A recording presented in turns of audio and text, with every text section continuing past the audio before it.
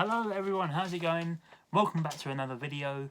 If you're new around here, please like, comment and subscribe and turn on the post notification bell so you do not miss a future upload.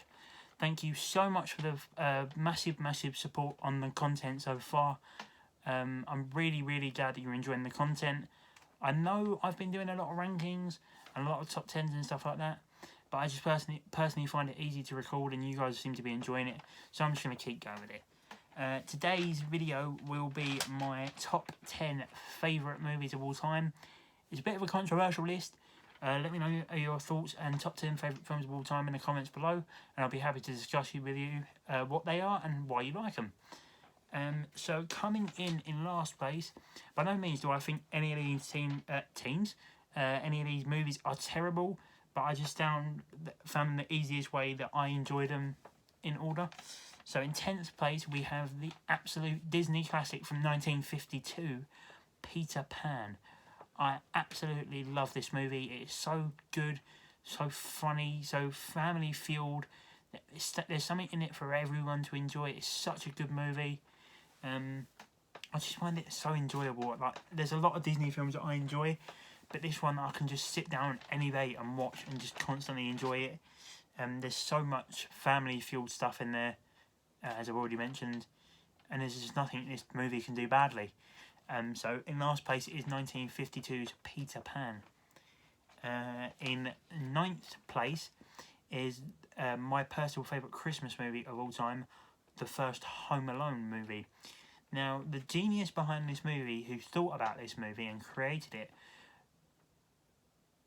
well done, because for a kid to think of this when his parents have left him at home by mistake and gone on holiday, and then just remember that they forgot about him, and then for two robbers to break in thinking no one's home and to get attacked by a child who's set so many elaborate plans and traps for them to stop them from doing anything, is very good, and I could see why everyone loves this movie, and I personally absolutely love it.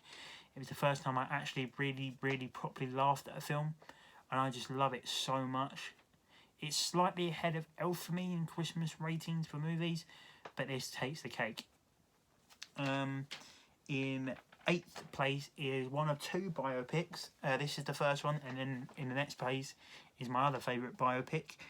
But in 8th place is Bohemian Rhapsody, the film based on my favourite band of all time, Queen, which stars Rami Malek. Got there in the end. Who plays Freddie Mercury, and it's basically a movie about his life growing up, obviously being homosexual, and having to deal with his parents not accepting that, and having the full support of his band, and ended up falling in love with someone who turned him towards drugs and alcohol, and ended up sending his life down a path that wasn't good. And thank God he had the rest of the band members behind him, because this movie was phenomenal. All the actors had such good chemistry, actors and actresses, sorry. Rami Malek was brilliant as Freddie Mercury, and all the characters and actors looked so much like the young versions of Queen. It was quite scary. But yeah, in 8th place is Bohemian Rhapsody. In 7th place is my favourite of the biopics, which is Rocket Man, the film about Elton John. Again, someone whose parents find it hard to accept him being gay. Sorry if you can hear shouting in the background, my parents are watching football. His parents struggled to come to terms with him being gay. His dad was quite abusive towards him, like not physically but mentally. His mum was a bit better, but she still really found it hard to accept him for who he was, which again turned him to drugs and alcohol and falling in love with someone who made his life even worse. But music saved his life, and thank God Elton John is still around, because he is such an amazing performer, and Taron Egerton pulled off this role wonderfully, His singing and acting and portrayal of Elton John was just phenomenal. If you haven't seen Rocketman, I highly, highly recommend it. It is a very, very fun and enjoyable watch. We're getting into the controversial part, guys. In 6th place is an MCU movie that everyone is probably having it their number one, but personally, I find it a bit too overrated, which is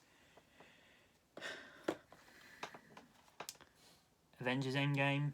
Yeah, 6th place. Don't get me wrong, I love this movie, but I think it is a bit too long. There's too much dialogue in it. The action is phenomenal. We finally got to see Captain America say Avengers Assembled after 3 movies of him trying to say it. In the second film, he cuts away before he says Assembled. And yeah, this movie is just all round so good. But it does have its weak spots, like it being too long and having too much dialogue in it.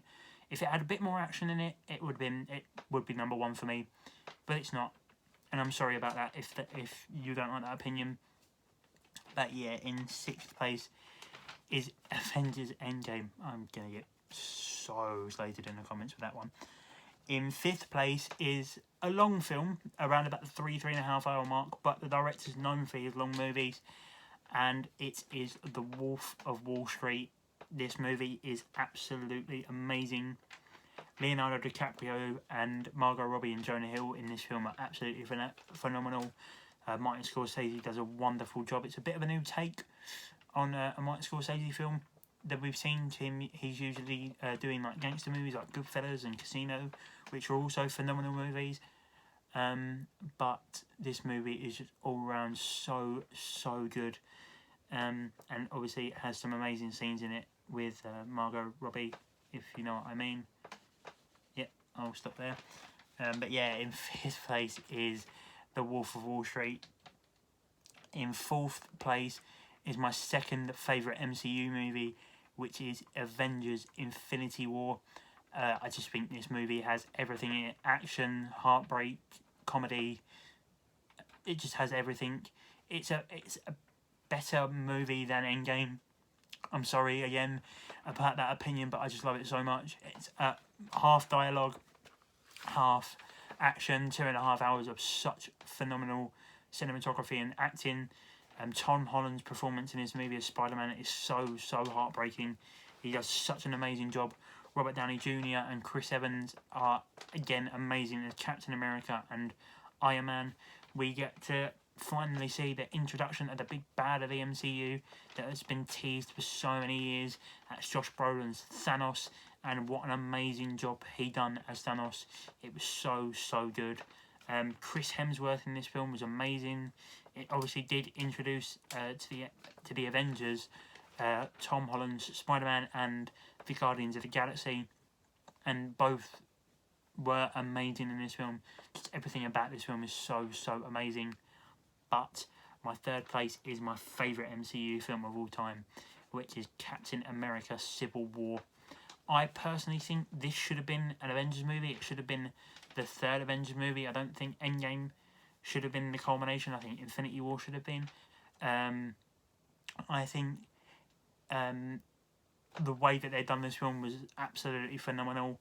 The characters, we obviously saw the debut of the Black Panther, acted by Chadwick Boseman, rest in peace, and obviously the introduction of Tom Holland's Spider-Man.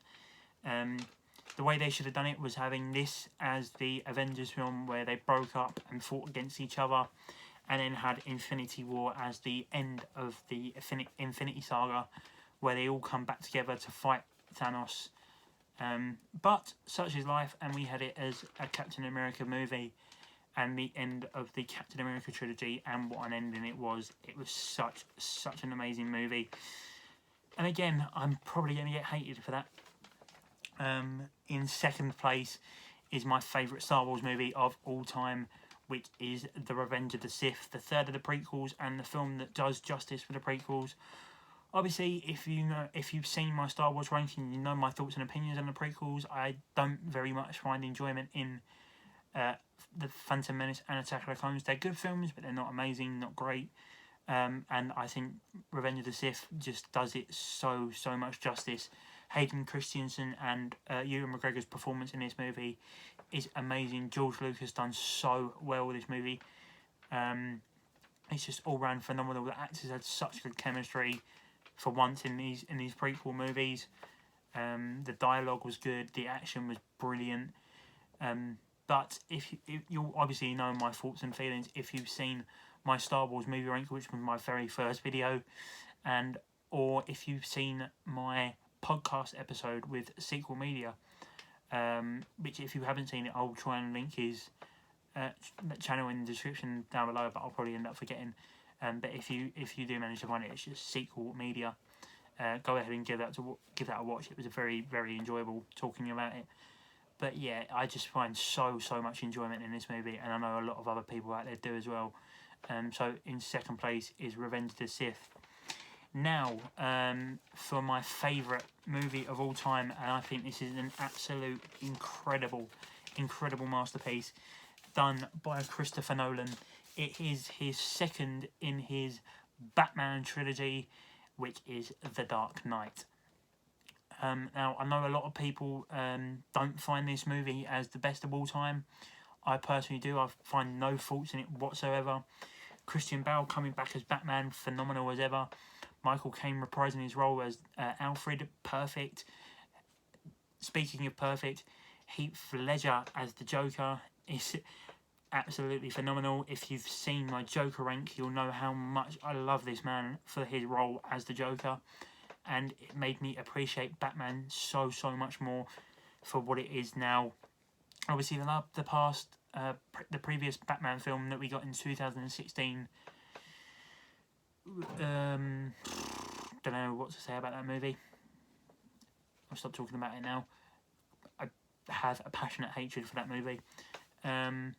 But yeah, The Dark Knight is so phenomenal. The scene where Joker blows up the hospital was all done in one take. They didn't have to do multiple takes. They just nailed it straight away, which I think is such good cinematography work and directing. The cinematography was beautiful. Every shot looked pristine and perfect, especially because of the fact that Christopher Nolan shoots in 4K and IMAX, and also it's just so good. I can talk about this movie and watch it for hours and hours on end. Yeah, I just think it's amazing, and that's why The Dark Knight is number one. Also, I forgot to mention that the interrogation scene between Batman and Joker, where you see Christian Bale actually hitting Heath Ledger in that scene, that's all real. Heath Ledger, to make it look authentic and proper, actually asked Christian Bale to hit him. So when you see him physically hitting him, it's real. That's what makes it such more of a phenomenal movie. But I'll stop boring you now by talking about it.